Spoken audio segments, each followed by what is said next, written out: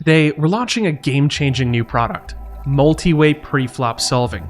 Now, you can solve preflop spots with up to 9 players in seconds. Real games don't resemble static preflop charts. Real games have limpers, maniacs, and calling stations. Real games have 5 big blind opens, mixed stacks, straddles, and weird rake structures. Preflop is dynamic, and your strategy should be too. In this video, I'll show you how to use this feature to upgrade your preflop strategy. Here's how this video is going to work. I'm going to throw you into a number of situations, and I'm going to say, you're in this spot, your opponents are doing this thing, how do you adjust your preflop strategy? You're going to take a guess, and then we're going to look at what the solver does. Now, we're going to do this for several different reps, and I believe by the end of it, you're going to have a pretty strong idea, at least directionally speaking, of how to adjust your strategy. A lot of common themes will pop up, and you're going to feel a lot more confident making adjustments in real games. Now, again, my goal isn't to give you a chart to memorize. That's silly. There's too many different spots, too many different situations. Rather, it's to brain solve. It's to teach you how you might adjust in real time.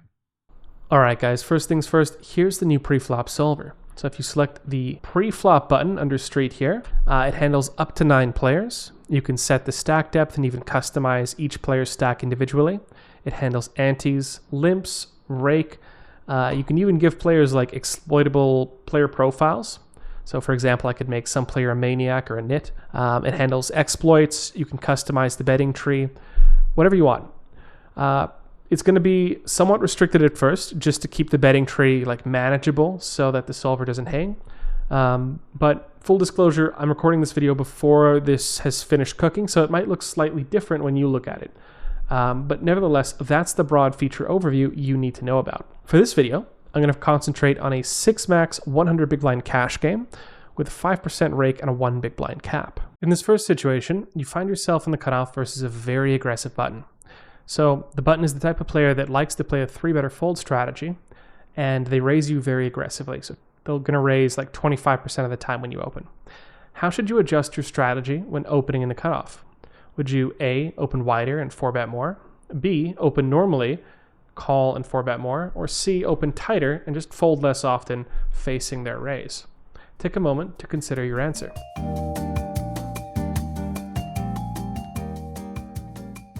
Let's go ahead and solve this spot. So first of all, I'm going to remove this call from the button's range. I'm going to click classic mode. And we're going to go ahead and create the solution. All right, so here it is. Now, if I navigate over to the cutoff, this is the GTO strategy. So we're going to use this as our baseline. In fact, I'm even going to save it. I'll just call it cutoff baseline. All right. And now here's what we're going to do. So once the cutoff opens, I'm going to adjust the button strategy so that they're raising too often. So here you see they're supposed to raise 13.7% of the time. What I'm going to do instead is click this node lock button, range frequency, and I'm going to change their raise to 25%. Now, what this feature does is it says, find me the least exploitable range that is raising 25% of the time. Now, this is going to take a second to solve, so we'll go ahead and fast forward. And here you see, so before, after, now it's raising 25% of the time. I'm going to do 2 things. I'm going to make sure that this switch is turned on, and we're going to say don't lock previous nodes because I want cutoff to be able to anticipate this and adjust accordingly. We'll go ahead and apply this node lock. All right, now moment of truth. How should the cutoff adjust their strategy now that the button is opening so wide? Well, the answer is that they should play much, much tighter. The cutoff has gone from playing 30% of hands to only 20% of hands. If we click on this button, we can see a nice range comparison before and after. So over here, we see this is the GTO opening range for the cutoff, and this is the exploitative range. Now, what's the difference? Well, for one thing, it's much tighter. Okay, so we can see, for example, a bunch of hands that would have to fold to the 3-bet, like Jack 10, like Queen 10, like Ace 9, like King 5. All of these hands, basically, they just have no defense versus a raise.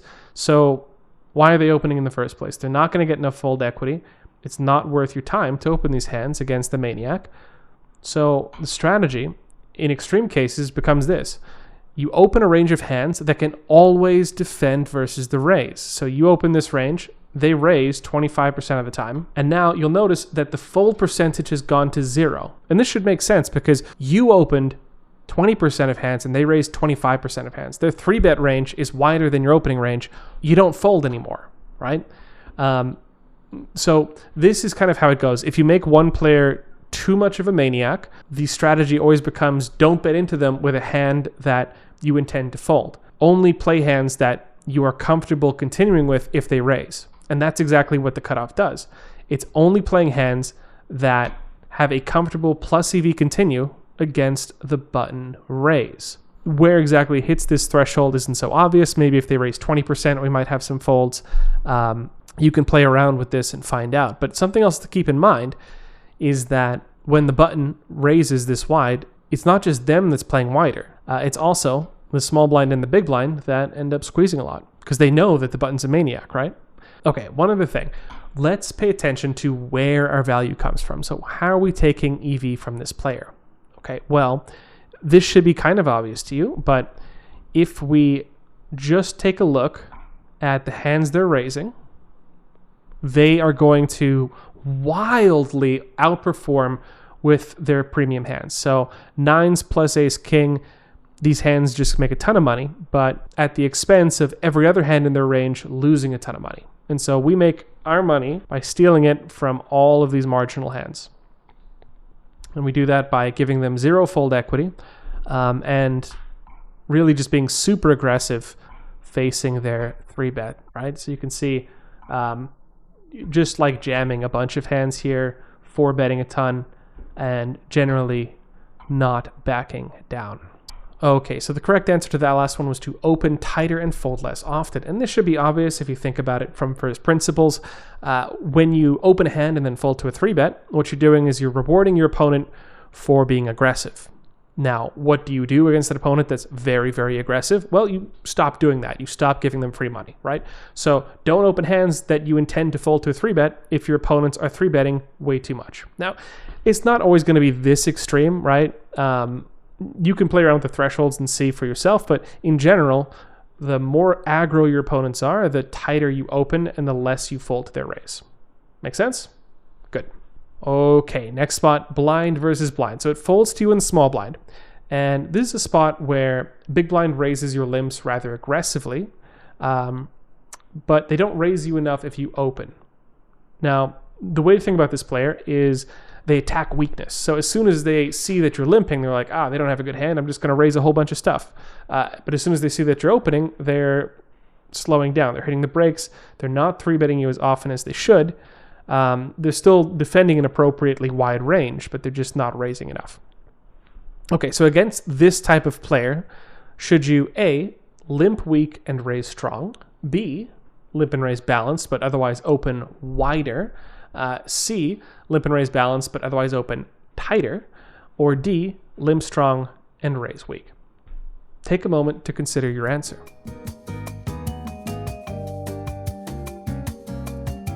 Okay, so to start with, here's the GTO baseline.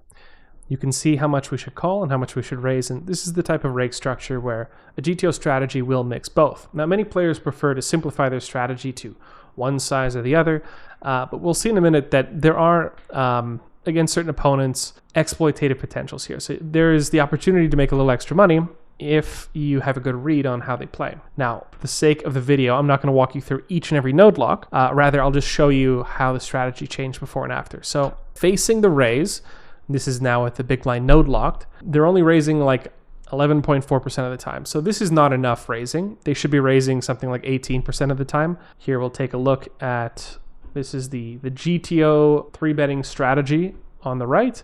And then this one on the left is the new passive strategy. So you can see less raising overall, but the same overall kind of calling and folding. Now, versus a call, they raise too much. So here they're raising almost half the time, which is very aggressive.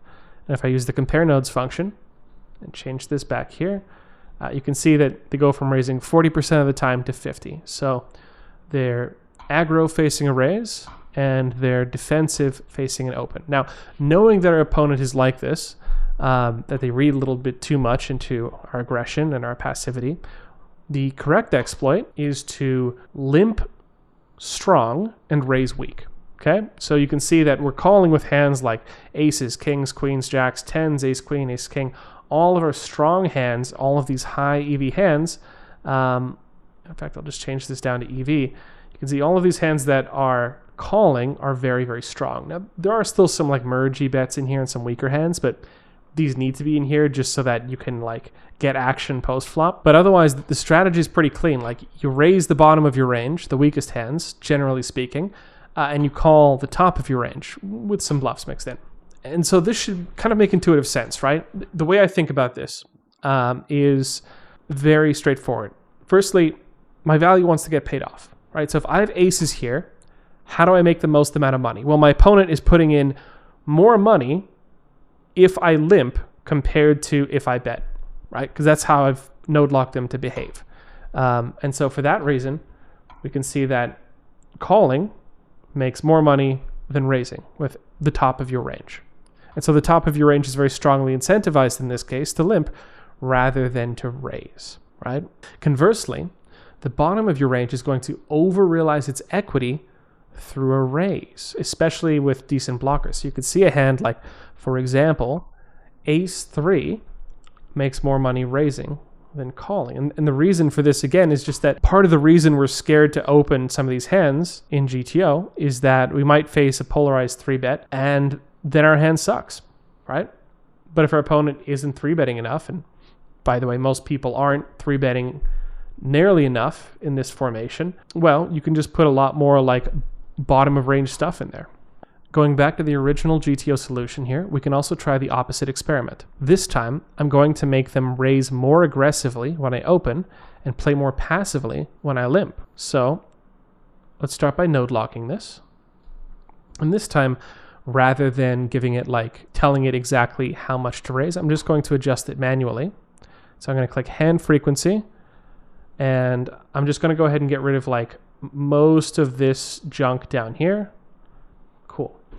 So what we're left with is a much more linear strategy. And we can see that it's only raising 21% of the time here. So they're not raising very much. And when they do raise, they're raising pretty strong. By the way, guys, they'll probably edit this after the fact, but in classic mode, at least with the version I'm using, this takes like a good 10-15 seconds between solves. It's not like snap instant. You can use fast mode to get solves a lot faster if you need, but I don't mind waiting a little bit. But they're probably editing this to make it look really fast. So just if you're wondering why my webcam keeps flashing out. Okay, so we've made them really passive versus a limp. And the first thing we're going to see is that now we limp weak, right? Because we get to over-realize our equity when we limp. So we can just limp all of our bottom of range crap because they're not going to blast us off our equity enough. And conversely, the top of our range, now we just want to raise, right?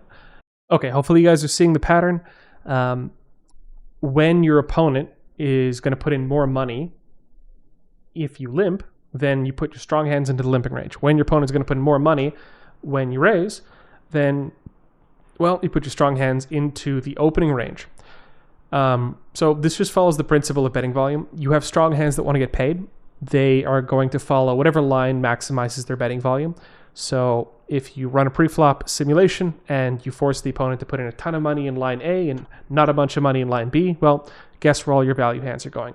Over here. Guess where all your bluffs are going? Over here.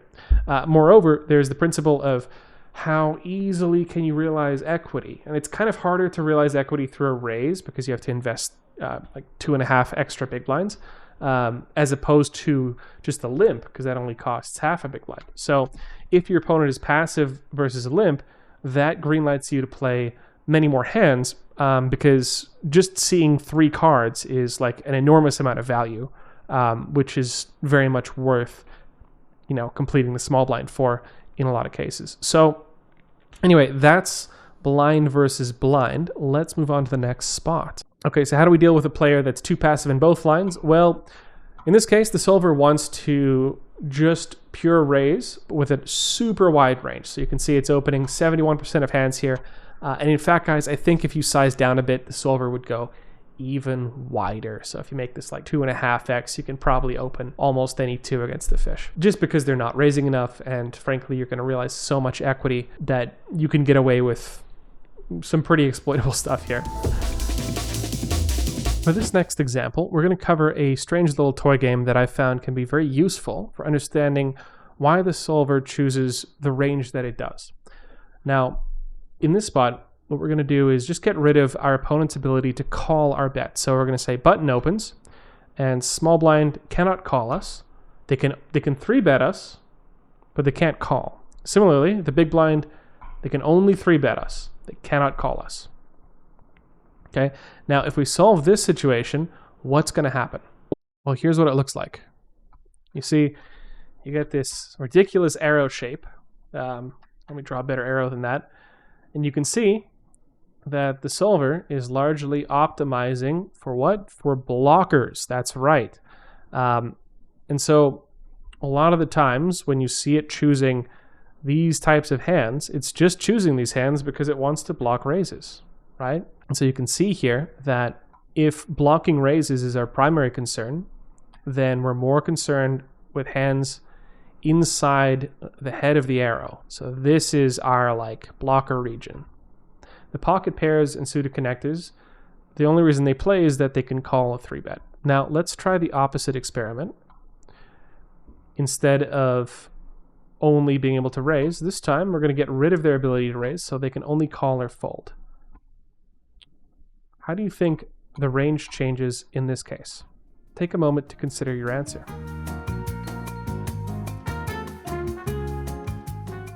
Let's take a look. Okay, and now we can see how it has adjusted. So this is what we call optimizing for playability.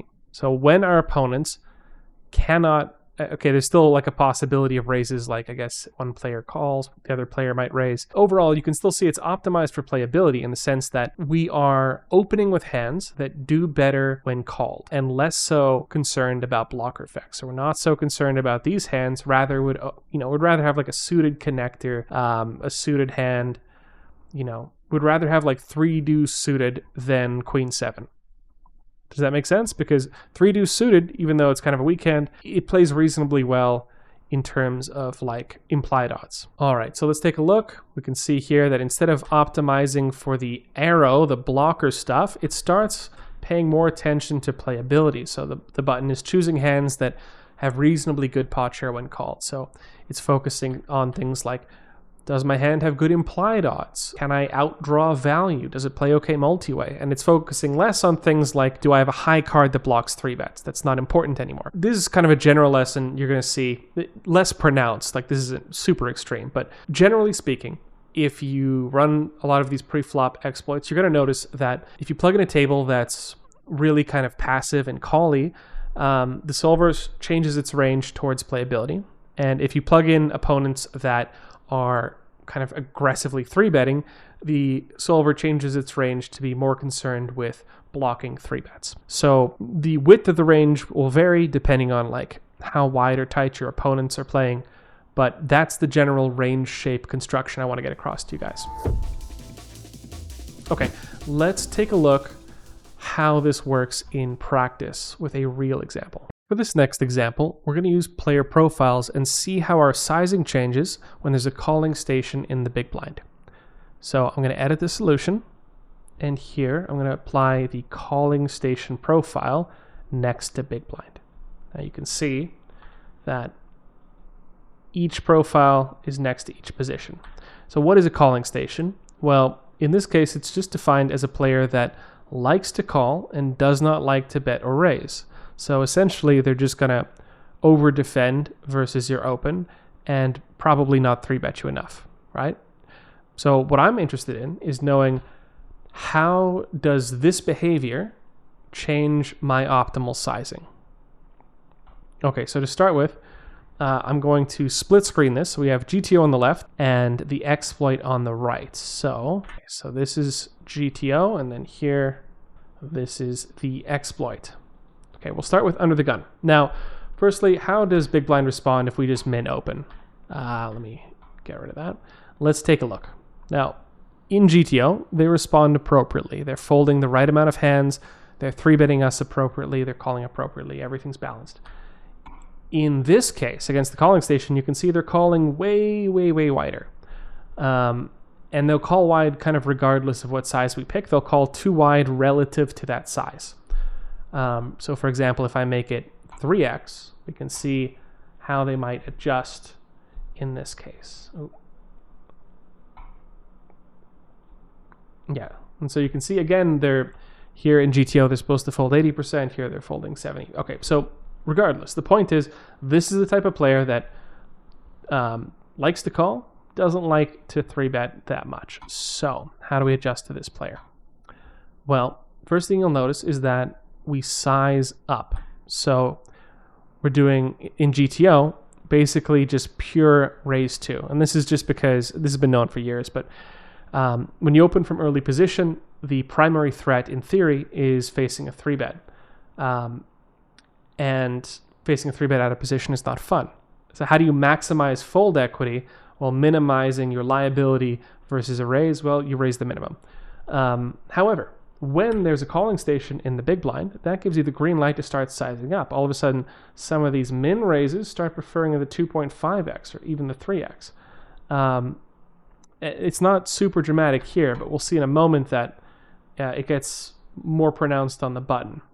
Another small change you might notice is that we're opening a touch tighter under the gun when we have the big blind calling station. This may seem a bit odd. After all, it feels like there's a weak player in the blind, so why are we playing fewer hands? Part of the reason for this is that a lot of the hands that open in GTO, they only open because they steal the blinds. And in this case, you're going to steal the blinds less often. So you can't really directly exploit big blind because there's 1, 2, 3, 4 other players in the way. So as soon as you try and get out of line, you're going to get punished. So for that reason, the strategy tightens up and sizes up. Now let's move over to the button. Let's say under the gun folds and folds the button. And it's the same situation here. So if the button opens in GTO, the big blind should defend like this. But on the right-hand side, they defend like this, much, much, much wider, more calling, less 3-betting. Okay, so how does the button adjust? First things first, we'll notice that they tighten up again. So when you've got a calling station in the big blind, you open fewer hands for the same reason, right? We can see that a lot of these blocker hands, so like ace-6, ace-4, these types of hands that are like designed to block 3-bets and have kind of poor post-flop playability, they kind of aren't as attractive when you're not getting enough fold equity. So another thing that happens, and again, I'm just going to ungroup these, is we see sizing up again. So in the GTO solution, the button does mix all 3 sizes. I think if you let this converge long enough, it still mixes, like it'll always mix between these 3, even with like perfect convergence. But we can see, if we just take a look at, for example, just the raise 3, in GTO, we raise 3 11% of the time. In this situation, it's 22.6. Now, again, I'm not saying that you should split this complicated strategy. I'm just pointing out that the sizes increase when there's a calling station in the blinds. And the reason for this, again, just from first principles, guys, is that this is a player that is willing to overpay for their equity and not be aggressive enough. Now, what is the primary thing stopping the button from opening 3x? Well, it's the threat of the big blind overfolding and then blasting you with 3-bets. That's the primary thing that prevents you from opening 3x with your entire range. But if you're up against the calling station who doesn't like 3-betting and loves overpaying for their equity, well, go ahead and overcharge them, right? That's the pre-flop sizing from first principles approach. All right, last spot, guys. So in this spot, you open on the button, face a 3-bet from the small blind, actions on you, and here's the GTO defense. So we'll notice a few characteristics about it. Folding about 60% of the time. We're calling 30%, raising 10%. And we'll notice the 4-betting range tends to be very polarized, right? So you're basically 4-betting with hands that have high EV and hands that are like at the very bottom of what you'd continue with, but with reasonable blockers. Now, here's my question to you guys. What happens if instead of 3-betting a normal size, like 11, they 3-bet like a fishy size, like 7x or 7.5x, like they just 3x your open? How would you adjust your strategy? Well, here's what we got. So this is versus a 7.5x, and you'll notice that their range still looks pretty much optimal for this. And given that they're still opening optimally, we can call pretty darn wide. So you can see calling 51% of hands, but interestingly, our 4-bet range hasn't changed, still 4-betting the same percentage. However, the shape of the 4-bet is still polar. You'll notice that we're 4-betting high EV hands like 10s plus ace king and garbage. Okay, now the real interesting question. Normally, if the small blind is going to 3-bet you to 7.5x, they don't have like a good range, right? They have kind of a fishy range. So what happens if I simply change this to like jacks plus ace king? You might think, okay, they're opening small, but they're also opening super nitty. So how should you defend against that? Kind of weird, right? Let's take a look. Here's the situation. And I've also locked it so that button doesn't anticipate this. So they just open like a regular range. Facing this size, what ends up happening is they love to defend with these lower cards. These are like the types of hands that can bust aces, right? So 6-5 suited is a really good hand to hold if you know your opponent has aces. You want something that can stack the top of their range. What you do not want is a hand like king, queen, ace, jack. And even though these seem like strong hands, if you know your opponent has jacks plus ace, king, the last hand you want is ace, jack, because no matter what your opponent has, you are SOL. So the solver is simply just folding out hands that it's folding out dominated hands, essentially, while calling with hands that have good implied odds versus the top of this range. Interestingly, I think the optimal strategy might be even a little bit wider than the solver thinks here. And the reason for that is that when your opponent's range is this well defined, you have a lot of clairvoyance on later streets, and so you can really run them over when the board misses their range. Like, yeah, they've got a lot of overpairs, but you're going to be able to represent a bunch of sets if the board comes, let's say, 10-7-5, for example. Yeah, so for that reason, I think that more hands can even get in here, but the AI might not see that because it kind of abstracts later streets. But that's just my guess. I could be wrong about that. Okay, guys, some general tips to wrap up the video. Think in terms of threats. This is borrowed from chess language, but in chess, you're always thinking in terms of threats. Like, oh, if I move there, I'm threatening this. If they move here, they're threatening that.